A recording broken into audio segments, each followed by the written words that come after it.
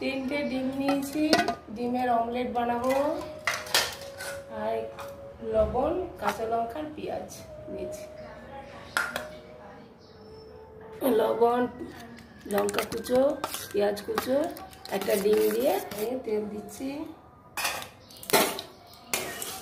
ডিমটা আমি দিয়ে দিচ্ছি। ডিমের অমলেট।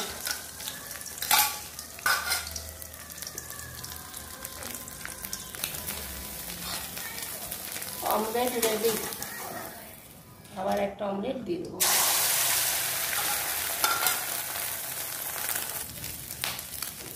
অমলেটগুলো আমার ভাজা হয়ে গেল, তুলে নিলাম।